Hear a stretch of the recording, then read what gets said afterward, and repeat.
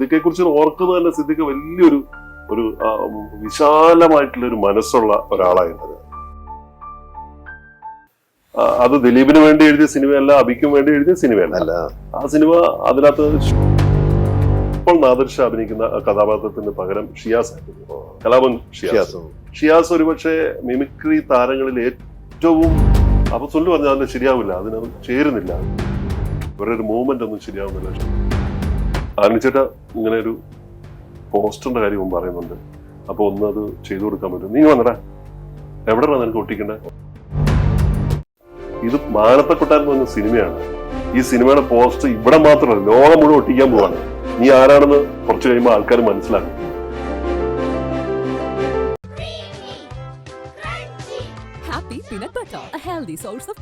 സംവിധായകൻ, തിരക്കഥാകൃത്ത്, ഗാനരചയിതാവ്, മ്യൂസിക് ഡയറക്ടർ, ഇതെല്ലാം അപ്പുറം ഒരു നല്ല ഇൻഫ്ലുവൻസറാണ് അദ്ദേഹം. റോബിൻ തിരുമല, നമസ്കാരം. അതിന് മുമ്പൊക്കെ ചോദിക്കട്ടെ, ഈ രൂപം കാണുമ്പോൾ ആരെങ്കിലും യേശു ക്രിസ്തുവിനോട് സാദൃശ്യം ഉണ്ടെന്ന് എപ്പോഴെങ്കിലും ആരെങ്കിലും പറഞ്ഞിട്ടുണ്ടോ? ധാരാളം പേര് പറഞ്ഞിട്ടുണ്ട്. ആദ്യമായിട്ട് എന്നെ അങ്ങനെ പറഞ്ഞിട്ടുള്ള ആള് സംവിധായകൻ രഞ്ജിത്താണ്. ശരിയാ. അപ്പൊ രഞ്ജിയേട്ടൻ തന്നെ യേശു എന്ന് വിളിക്കും ഇടയ്ക്ക്. നിന്നെ ആ ബൈബിൾ തുടങ്ങുന്ന സമയത്ത് നവോദയ അപ്പച്ചൻ നിന്നെ കണ്ടിരുന്നെങ്കിൽ നിന്നെ കാസ്റ്റ് ചെയ്യുമായിരുന്നു എന്ന് പറയാറുണ്ട്. പലപ്പോഴും ഇങ്ങനെ ഇപ്പോഴും എല്ലാ കാലത്തും അത് പറയുന്നുണ്ട്. ആ കാലത്ത് വല്ല ജീവിച്ചിരുന്നെങ്കിൽ നിങ്ങളായിരിക്കും.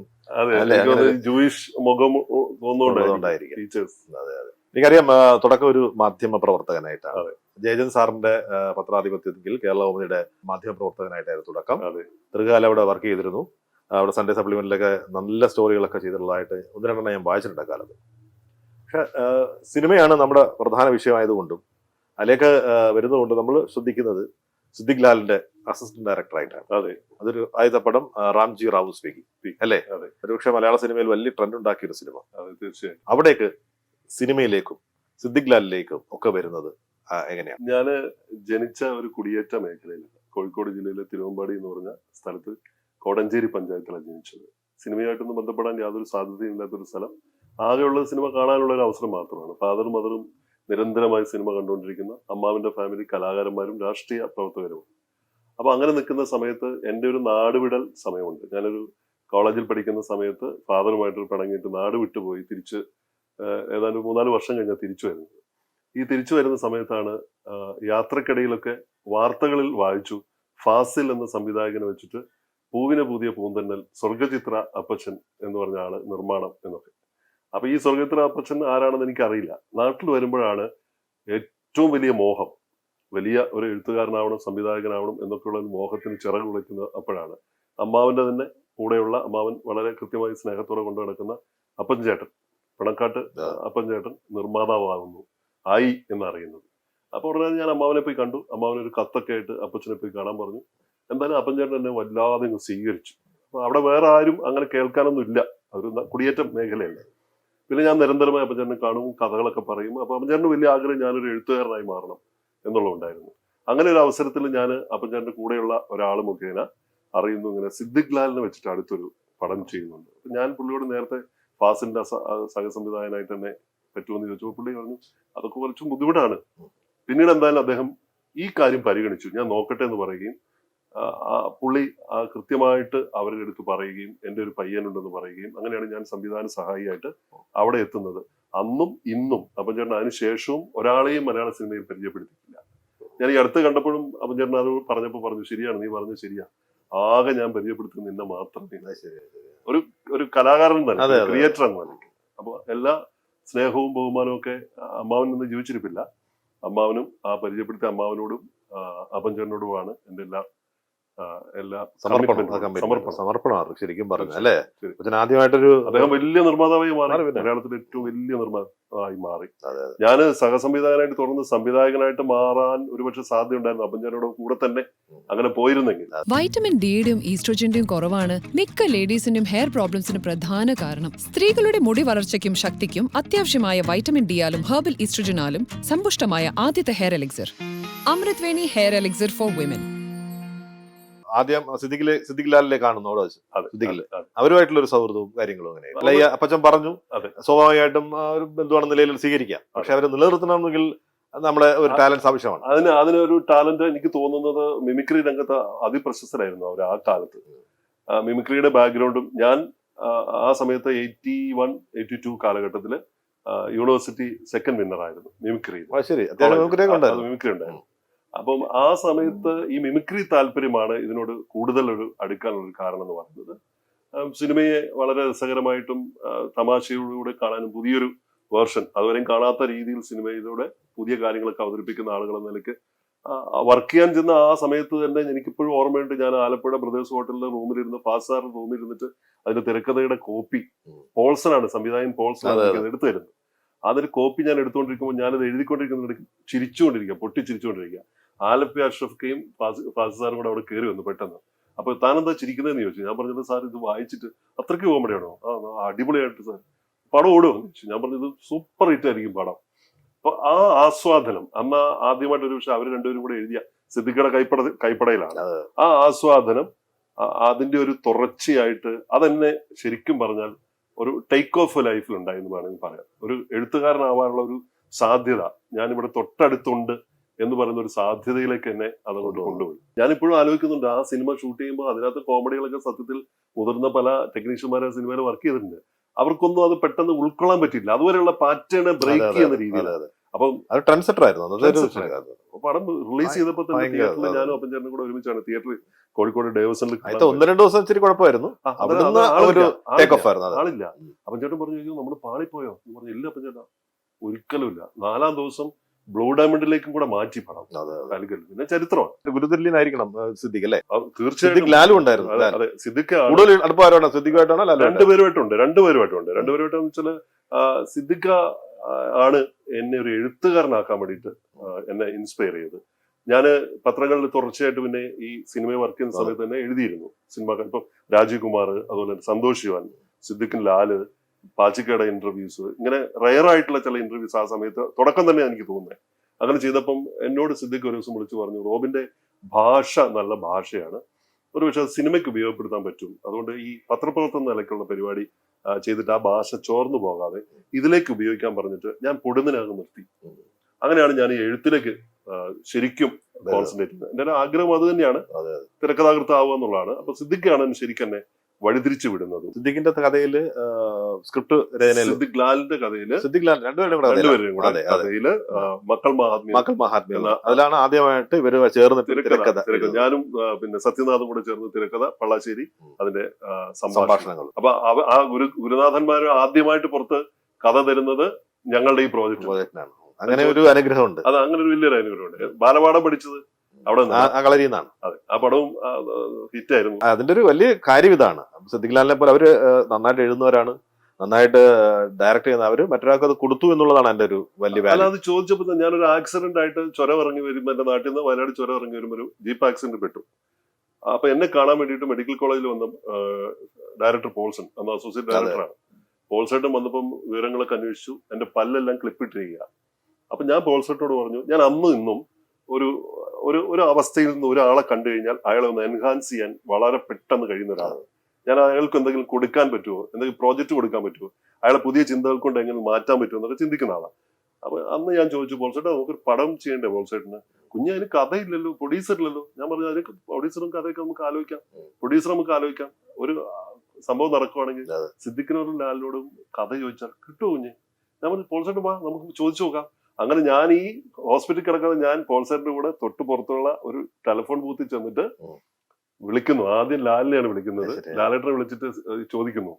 അപ്പൊ പറഞ്ഞു, എന്താ പോൾസാ, നമുക്കത് ചെയ്യാമല്ലോ, നമുക്ക് നോക്കാം, സിദ്ദിഖിനെ വിളിക്കാൻ പറഞ്ഞു. അപ്പൊ സിദ്ദിഖെ വിളിച്ചു പറഞ്ഞു, പോൾസാ അത് നമുക്ക് ചെയ്യാം, അത് കുഴപ്പമില്ല എന്ന് സിദ്ദിഖേം പറഞ്ഞു. അങ്ങനെ ഓണായി.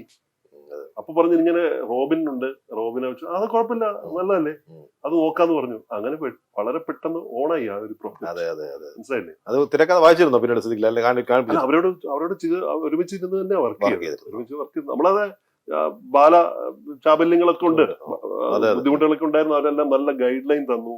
അപ്പൊ അങ്ങനെ അതൊരു നല്ല സിനിമയായി. സിദ്ദിഖെ കുറിച്ച് ഓർക്കുന്നത് തന്നെ, സിദ്ദിഖ് വലിയൊരു വിശാലമായിട്ടുള്ള ഒരു മനസ്സുള്ള ഒരാളായിരുന്നു. എനിക്ക് തോന്നുന്നു അദ്ദേഹം ഒരു ഇത്തരത്തിലുള്ള സിനിമകൾ മാത്രം ചെയ്യാൻ പ്രാപ്തനായിരുന്ന ആളല്ല എന്നാണ് ഞാൻ വിചാരിക്കുന്നത്. വലിയ സിനിമകൾ ചെയ്യുന്ന ഒരാളായിട്ട് തന്നെ വലിയ സിനിമകൾ ചെയ്തല്ലോ. അദ്ദേഹത്തിന്റെ കാലത്തുള്ള വിയോഗം തീർച്ചയായും ഷോക്കായിരിക്കും. വലിയ ഷോക്ക് തന്നെയാണ്. ഒരുപാട് ഞാൻ ഇടയ്ക്കിടയ്ക്ക് പോയിട്ട് പല കാര്യങ്ങളും ചർച്ച ചെയ്യുകയും അഡ്വൈസ് എടുക്കുകയും മറ്റു പലരുടെ കാര്യങ്ങൾ സംസാരിക്കുകയൊക്കെ ചെയ്ത് സ്വന്തം പ്രവൃത്തി പോലും മാറ്റിവെച്ചിട്ട്, പടങ്ങൾ മാറ്റിവെച്ചിട്ട് സിനിമ ചെയ്യാൻ വേണ്ടി, മറ്റുള്ളവരെ സഹായിക്കാൻ വേണ്ടി ഇറങ്ങി പുറപ്പെട്ടുള്ള ഒരാൾ കൂടിയാണ്. എപ്പോഴാണ് അറിയുന്നത്? എങ്ങനെ മരണം എപ്പോഴായിരുന്നു? ഞാൻ കൊച്ചിയിലാണല്ലോ താമസിക്കുന്നത്, കടവന്തരയാണ് താമസിക്കുന്നത്. കടവന്തര താമസിക്കുമ്പോൾ സുഖമില്ലായിരിക്കുകയാണ് എന്നുള്ള വിവരം നേരത്തെ തന്നെ അറിഞ്ഞിരുന്നു. ഹോസ്പിറ്റലായ വിവരങ്ങൾ അറിഞ്ഞിരുന്നു. എൻ്റെ തൊട്ടടുത്ത്, ഞാൻ താമസിക്കുന്ന ഫ്ലാറ്റിന് തൊട്ടടുത്താണ് രാജീവ് ഗാന്ധി ഇൻഡോർ സ്റ്റേഡിയം. അവിടെയായിരുന്നു പൊതുദർശനത്തിന് വെച്ചിരുന്നത്. അപ്പോൾ ആ സമയം മുതൽ തന്നെ ഞാൻ ആ കാലത്തുണ്ടായിരുന്ന, എന്നോടൊപ്പം പ്രവർത്തിച്ചിരുന്ന എല്ലാ ആളുകളും അവിടെ വന്നു പോകുമ്പോൾ ഔസേപ്പച്ചൻ ചേട്ടൻ, അതിന്റെ നിർമ്മാതാക്കളിൽ ഒരാളാണ് അപ്പൻ ചേട്ടൻ, ഫാസി സാറ് തുടങ്ങി മുഴുവൻ ആളുകളും, സായി ഒക്കെ എല്ലാവരും ഒക്കെ വരുമ്പോൾ ഞാനിങ്ങനെ കാണുമ്പോൾ ആ പഴയ കാലത്തോട്ട് അറിയാതെ നമ്മൾ തിരിഞ്ഞു പോകും. ആ യാത്രയുണ്ടല്ലോ, ഒരു മടക്കയാത്ര എന്ന് പറയുന്നത്. ഒരു മനുഷ്യൻ അദ്ദേഹം യാത്രയായി, പക്ഷെ ആ മനുഷ്യൻ ഒരു കാണാമറയത്ത് നമുക്കപ്പുറത്ത്, തിരശ്ശീലക്കപ്പുറത്ത് ഉണ്ട്.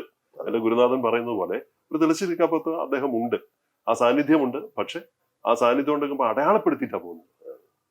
താൻ ഇവിടെ ജീവിച്ചിരുന്നു എന്ന് അടയാളപ്പെടുത്തിയിട്ട് ഒരു കലാകാരൻ പ്രത്യേകിച്ച് യാത്രയാകുമ്പോൾ അതിനേക്കാൾ വലിയ പുണ്യമില്ല എന്ന് ഞാൻ വിചാരിക്കുന്നത്. അതിനുശേഷം 1-2 തിരക്കഥകൾ കൂടി എഴുതിയെങ്കിൽ കൂടിയും റോബിൻ ചേട്ടന്റെ ഒരു കരിയറിൽ ഒരു ബ്രേക്ക് എന്ന് പറയാവുന്നത് മാനത്തെ കൊട്ടാരമാണ്.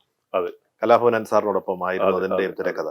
അന്നത്തെ ഒരു ദിലീപ് എന്ന് പറയുന്ന ഒരു കൊച്ചു കൂട്ടം എന്ന് വേണമെങ്കിൽ പറയാം. 2 സുരേഷ് ഗോപിയും ഖുഷ്ബുവിനെ ത്രൂഔട്ട് മറന്നിട്ടല്ല ഞാൻ പറഞ്ഞത്. പക്ഷെ അവരുടെ ഒരു സിനിമയായിരുന്നു അതും. ഈ പറഞ്ഞ കണക്ക് ഒരു വലിയ ആവേശം ഉണ്ടാക്കിയ ഒരു പടം, ഒരുപാട് ആൾക്കാരുടെ വളർച്ചയ്ക്ക് അല്ലെങ്കിൽ വഴിവിട്ടലിന് കാരണമായ സിനിമ.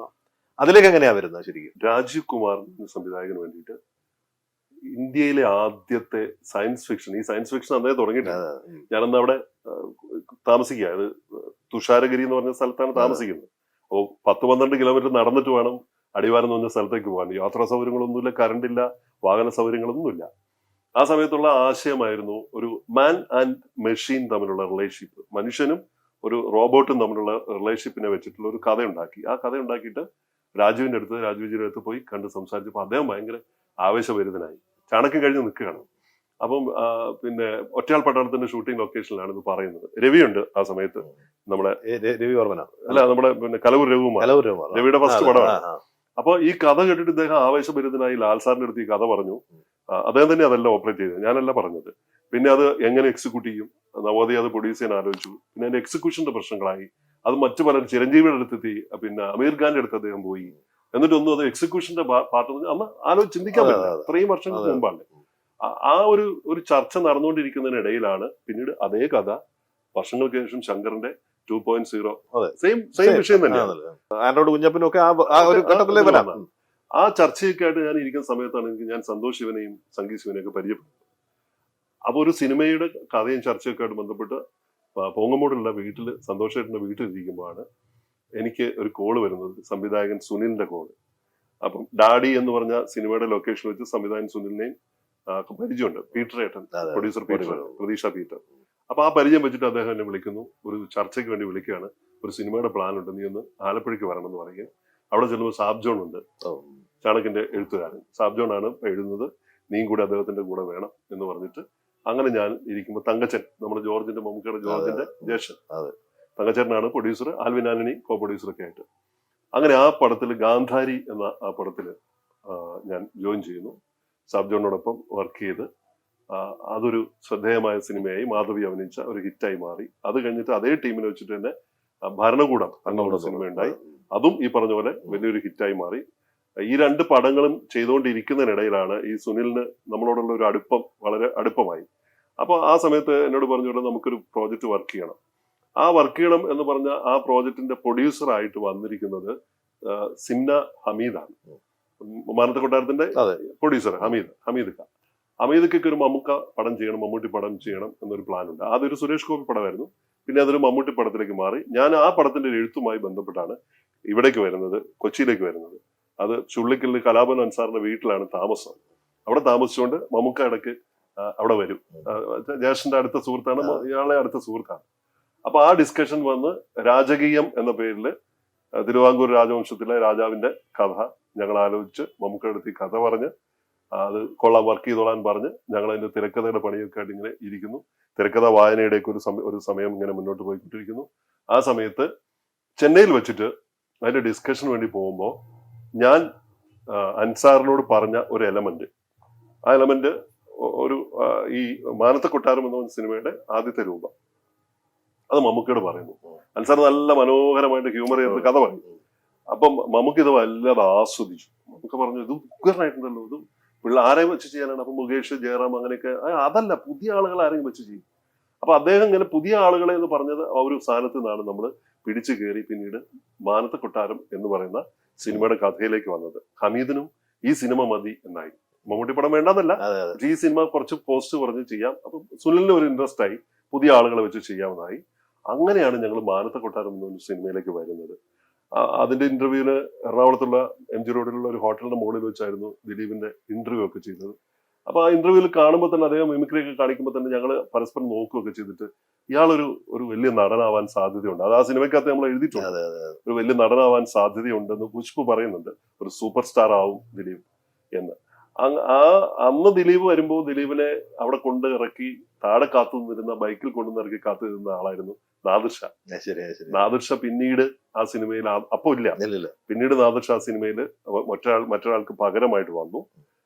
അയാളും ആ സിനിമയുടെ ഭാഗമായി. ഇന്ദ്രൻസ്, ഹരിശ്രീ അശോകൻ, ഇങ്ങനെയുള്ള ഒരു വലിയൊരു അനുഭവമായിരുന്നു. അത് വലിയൊരു അനുഭവം എന്ന് വെച്ചാൽ ഞങ്ങൾ അത് എൻജോയ് ചെയ്തിട്ട്, ആ ടീം വർക്ക് വലിയൊരു ടീം വർക്കായിരുന്നു. വേണി ഇഗ്നേഷ്യസിന്റെ സംഗീതം, ഗിരീഷ് പുത്തഞ്ചേരിയുടെ പാട്ടുകൾ, പൂനിലാമഴ പെയ്തിറങ്ങിയ രാത്രി മരുന്ന്, അന്നത്തെ സൂപ്പർ ഹിറ്റുകളിൽ ഒന്നാണ്. പക്ഷെ ആ ബന്ധം അന്നുണ്ടായിരുന്ന ദിലീപും നാദുർഷിയും, പക്ഷേ ദിലീപിന് അന്ന് അവിടെ വെച്ചാണ് ആദ്യമായിട്ട് ഞാൻ കാണുന്നത് അവിടെ വെച്ചിട്ടാണ്. ആ ബന്ധം ഇപ്പോഴും അതിഗംഭീരമാണ്, അത് സ്ട്രോങ് ആയിട്ട് ഇവരെല്ലാവരുമായിട്ടും, പ്രത്യേകിച്ച് ദിലീപ് നാദുർഷിയായിട്ട് ഇപ്പോഴും തുടരുന്നു എന്നുള്ളതാണ്. എല്ലാ കാലത്തും ഒരു വിവാദം ഉണ്ടായിട്ടുണ്ട്. ഈ മാനത്തെ കൊട്ടാരം വരുമ്പോഴും ദിലീപിന് വേണ്ടി എഴുതിയ സിനിമയായിരുന്നില്ല, അത് അബിക്ക് വേണ്ടിയായിരുന്നു എന്ന് പറയുന്ന ഒരു വലിയ വിവാദങ്ങൾ എല്ലാ കാലത്തും ഉണ്ടായിട്ടുണ്ട്. അതിനൊക്കെ പലപ്പോഴും മറുപടി പറയുകയും ചെയ്തിട്ടുണ്ടായിരുന്നു. വസ്തുതയിൽ അത് എന്താണ് അതിന്റെ യഥാർത്ഥ സത്യം? അതിന്റെ തിരക്കഥാകൃത്ത നിലയില്ല. സത്യത്തിൽ അങ്ങനെ ഒരു സംഗതി ഇല്ല. അത് ദിലീപിന് വേണ്ടി എഴുതിയ സിനിമയല്ല, അബിക്കും വേണ്ടി എഴുതിയ സിനിമയല്ല. ആ സിനിമ അതിനകത്ത് ശൂന്യമായ ഒരു അവസ്ഥയായിരുന്നു. നായകനും മറ്റു ആൾക്കാരും ആരാണെന്ന് നമുക്ക് എന്തായിരുന്നു ആ ത്രെഡ് എന്ന് സുനിലിനോട് പറഞ്ഞ ത്രെഡ് എന്ന് പറയുന്നത്, ഒരു കുറെ സോഡ കമ്പനിയൊക്കെ നടത്തുന്ന കുറച്ച് ആൾക്കാർ. ഈ സോഡ കമ്പനി എന്ന് പറയുന്നത് ഈ അൻസാറിന് ഒരു സോഡ കമ്പനി ഉണ്ട്. അതാണ് നമുക്കൊരു റഹ്മാനുമായിട്ട് ചേർന്നിട്ട്, അതാണ് നമ്മുടെ മനസ്സിലുണ്ടായിരുന്ന ഒരു സോഡ കമ്പനി എന്ന് പറയുന്നത്. കൊച്ചിയിലൊരു സോഡ കമ്പനി നടത്തുന്ന കുറച്ച് പിള്ളേര്. അത് ഉദ്ഘാടനം ചെയ്തരാന്നറിയാം സോഡ കമ്പനി? ഇല്ല, മമ്മൂക്കയാണ്. Oh my God. കാരണം കലാഭവൻ അൻസാറിന്റെ സഹോദരന്റെ അടുത്ത സുഹൃത്താണ്. ഷറഫ് ഖാന്റെ അടുത്ത സുഹൃത്താണ് മമ്മൂക്ക അന്നും. അപ്പൊ അവിടെ വരുന്ന ആ വീടിനടുത്ത് ഷൂട്ടിങ്ങുമായി ബന്ധപ്പെട്ട് അവരുടെ സ്വപ്ന തുല്യമായിട്ടുള്ള ഒരു ആക്ട്രസ്, അവര് വലിയ ബിഗ് ഫാൻസ് ആണ് ഇവര്. ആ ആക്ട്രസ് വരികയും ഈ ആക്ട്രസുമായിട്ടുള്ള ഒരു ആത്മബന്ധം ഉണ്ടാവുകയും ചില ഇൻസിഡന്റിലൂടെ അത് പിന്നീട് അവരുടെ ജീവിതത്തിൽ ഉണ്ടാക്കുന്ന വലിയ മാറ്റങ്ങളുള്ള, അതിലൊരാൾ സിനിമാ നടനായിട്ട് അവരുടെ കൂടെ ചേരുകയും വലിയ ആർട്ടിസ്റ്റായി മാറുകയും ചെയ്യുന്ന ആ ഒരു എലമെന്റ് ആണ് അവർക്ക് ഇഷ്ടപ്പെട്ടത്. ആദ്യ ആർട്ടിസ്റ്റുകളൊന്നും ഒന്നുമില്ലായിരുന്നില്ല. ഞങ്ങൾ ആദ്യം അതിന് തീരുമാനിച്ചിരുന്നത്, ആ സൂപ്പർ നായിക തീരുമാനിച്ചിരുന്നത് നമ്മുടെ ഇവരായിരുന്നു, നാഗവല്ലി, നമ്മുടെ ശോഭനയായിരുന്നു തീരുമാനിച്ചിരുന്നത്. അത് നമ്മൾ എന്നിട്ട് മിന്നാരം എന്ന് പറഞ്ഞിട്ടുള്ള സിനിമയുടെ ലൊക്കേഷനിൽ പോയി കണ്ട് കഥ പറഞ്ഞപ്പോൾ ഡേറ്റിന്റെ ക്ലാഷ് ഉള്ളതുകൊണ്ട് ഇപ്പോഴും എനിക്ക് ഓർമ്മയുണ്ട്. അതിന്റെ ആ കഥ പറഞ്ഞ് ചുരം ഇറങ്ങുമ്പോൾ ഞാനും അൻസാറും ഹമീദൊക്കെയും കൂടെ ചുരം ഇറങ്ങുമ്പോൾ വണ്ടി ഓടിച്ചോണ്ടിരിക്കുന്നതിനിടയ്ക്ക് അൻസാർ പറയുന്നു, ഇനിയിപ്പോ എന്താണ് അടുത്ത ആരെ പിടിക്കും നമ്മൾ എന്ന് ചോദിച്ചപ്പം, അത് നമുക്ക് വഴി ഉണ്ടാക്കാം, ഞാൻ വേറൊരു കോമഡി പറയട്ടെ, ചിരിക്കില്ലെങ്കിൽ ഞാൻ ഒരു കോമഡി പറയാം. അപ്പൊ എന്താണ് പറയടാ, കേൾക്കാൻ കൊള്ളാവോ? ഈ വണ്ടിക്ക് ബ്രേക്ക് ഇല്ലാന്ന്. വണ്ടിയുടെ ബ്രേക്ക് വേണ്ടായി പറഞ്ഞത് കോമഡി. എന്നിട്ട് വണ്ടി ഒരു സ്ഥലത്ത് പോയി ഇടിച്ചു കയറ്റി നിർത്തി കോണ്ടസ. മനസ്സിലായി? ഇപ്പോഴും എനിക്ക് ഒരു ഉൾക്കിടിലം ഉണ്ടാവുന്ന ഊട്ടി ചൊര അൻസാർ അങ്ങനെയാണ്. വളരെ അതിഭീകരമായ കാര്യങ്ങളൊക്കെ വളരെ ചെറിയ ലൈറ്ററായിട്ടൊക്കെ പറഞ്ഞു കളയും.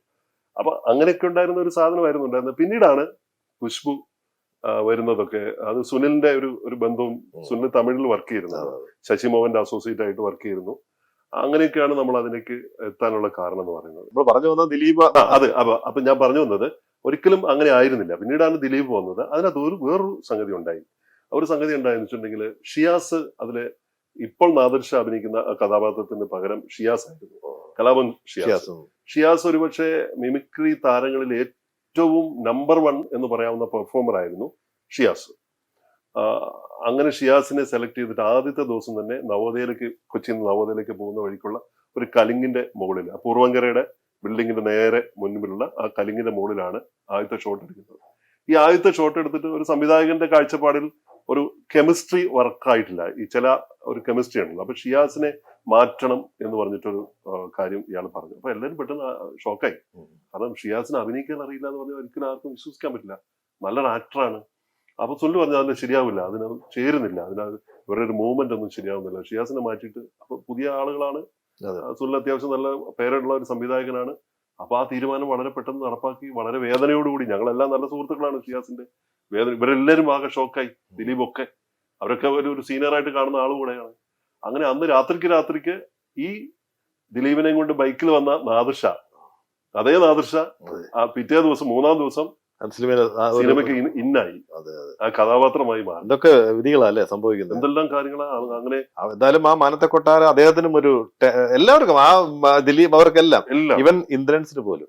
അന്നത്തെ ഇന്ദ്രൻസിനെ ഓർമ്മയുണ്ടോ? ഇന്ദ്രൻസ് ആണ് ഏറ്റവും എനിക്ക് വല്ലാതെ ഓർമ്മയുണ്ട്. ആ ഇന്ദ്രൻസ് അല്ല ഇന്ന്. ഞാന് മാനത്തെ കൊട്ടാരത്തിന്റെ അരവിന്ദ് ഓഡിയയില് ചെന്നൈയിൽ വർക്ക് നടക്കുന്നു. ഞാന്, സുനിൽ, ആൽവിൻ ആണി എല്ലാവരും ഉണ്ട്. അപ്പൊ ഡബിങ് നടന്നുകൊണ്ടിരിക്കുമ്പം ഇവൻ എന്നെ വിളിച്ചിട്ട് ദിലീപ് എൻ്റെ അടുത്ത് വന്നിട്ട് പറഞ്ഞു, ബായി എനിക്കൊരു ഉപകാരം ചെയ്യണം. അപ്പോൾ ഈ മാനത്തെ കൊട്ടാരത്തിന് പോസ്റ്റ്, പിന്നെ 4 ഷീറ്റ് പോസ്റ്റ് വന്നു, 6 ഷീറ്റ് വലിയ പോസ്റ്റർ. അപ്പം ഒരു സൈഡിൽ ദിലീപിന്റെ തല, ഒരു സൈഡിൽ ഖുഷ്ബുവിന്റെ തല, സെന്ററിൽ സുരേഷ് ഗോപി, ബാക്കി ആർട്ടിസ്റ്റുകൾ. അപ്പോൾ ഈ ആളിത് കണ്ടിട്ട് ദിലീപ് ആകെ അന്തം വിട്ടു. ആണ് ഇത്രയും വലിയൊരു പോസ്റ്റർ അടിക്കുക എന്ന് പറയുന്നത് ഇമ്പോസിബിൾ ആണ്. എന്നിട്ട് എന്നോട് വിളിച്ചിട്ട് ചെവി പറഞ്ഞിങ്ങനെ, എനിക്കിതുപോലത്തെ ഒരു കുറച്ച് പോസ്റ്റ് പൈസയും കൊടുക്കാം, സംഘടിപ്പിച്ച് തരാമോ? അപ്പൊ ഞാൻ ചോദിച്ചു എന്തിനാണ്? ചെറിയൊരു ആവശ്യമുണ്ട്. അപ്പൊ ഞാൻ ആനണി ഇത് കണ്ടുകൊണ്ടിരിക്കുക. എന്താ സോറി ആനണി ചേട്ടാ, ഇങ്ങനെ ഒരു പോസ്റ്ററിന്റെ കാര്യം പറയുന്നുണ്ട്, അപ്പൊ ഒന്ന് അത് ചെയ്തു കൊടുക്കാൻ പറ്റും, നീ വന്നടാ, എവിടെയാണ് നിനക്ക് ഒട്ടിക്കണ്ടേ? അപ്പൊ പറഞ്ഞില്ല, ഇങ്ങനെ ഇന്ന സ്ഥലത്ത് എന്റെ വീടിന്റെ അവിടെ ഇവിടെ. അപ്പൊ അന്നൊരു പ്രണയമുണ്ട് പുള്ളിക്ക്, നടക്കാതെ പോയൊരു പ്രണയം. അപ്പൊ അവരുടെ വീട്ടുകാർ കാണാനും എന്തോ ഒരു ആവശ്യത്തിന് വേണ്ടിയിട്ടാണ് ഒട്ടിക്കാൻ പറഞ്ഞത്. ഞാനൊരാളായി ലോകമേ കാണുക എന്ന് പറഞ്ഞ് കാണിച്ചു കൊടുക്കാൻ വേണ്ടിട്ട് ആയിരിക്കാം. എന്തായാലും ആനണി അന്ന് പറഞ്ഞൊരു വാക്കുണ്ട്, ഏടാ ഇത് മാനത്തെ കൊട്ടാരം എന്ന് പറഞ്ഞ സിനിമയാണ്, ഈ സിനിമയുടെ പോസ്റ്റ് ഇവിടെ മാത്രമല്ല ലോകം മുഴുവൻ ഒട്ടിക്കാൻ പോവാണ്, നീ ആരാണെന്ന് കുറച്ച് കഴിയുമ്പോൾ ആൾക്കാർ മനസ്സിലാക്കും. അത് സത്യമായി, മനസ്സിലായില്ലേ? അപ്പൊ അതൊരു വലിയ, അത്തരത്തിലുള്ള കുറെ കാര്യങ്ങൾ ആ സിനിമയ്ക്ക് പുറകുണ്ട്. ഒരുപാട് പേര് താരങ്ങളായി. ഇന്ദ്രൻസും വലിയ താരമായി. വലിയ താരം വെച്ചാൽ ഇന്ദ്രൻ ഇപ്പോഴും കൂടെ മികച്ച നടൻ എന്ന നിലയ്ക്ക് അടയാളപ്പെടുത്തി. ഞാൻ പറഞ്ഞത് ഇപ്പോഴത്തെ ഇന്നും ആ ഇന്ദ്രൻ ഒരു മാറ്റവും വന്നിട്ടില്ല. കാണാറുണ്ട് പിന്നെ കാണാൻ അയ്യോ എന്തൊക്കെയാ വിഷയം കെട്ടിപ്പിടിച്ച് വളരെ സ്നേഹത്തോട് ചേർത്ത് നിർത്തി. വളരെ ഡൗൺ ടു എർത്ത് ആയിട്ടുള്ള ഒരു മനുഷ്യൻ. ഒരാൾക്ക് എങ്ങനെ ആവാൻ പറ്റും, ഒരാളെങ്ങനെ ആയിരിക്കണം എന്നതിന്റെ ഏറ്റവും ഇപ്പോഴും ദിലീപ് ഒക്കെ ആണ്. ദിലീപ്, നാദിർഷ എല്ലാവരും അത് തന്നെയാണ്. എപ്പോഴും വളരെ സജീവമായിട്ട് എന്ത് ബുദ്ധിമുട്ടുണ്ടെങ്കിലും അങ്ങോട്ടും ഇങ്ങോട്ടും പറയുകയും ഷെയർ ചെയ്യുകയും ഒക്കെ ചെയ്യുന്നുണ്ട്. അപ്പൊ എന്തൊന്നും തുടരുന്നു.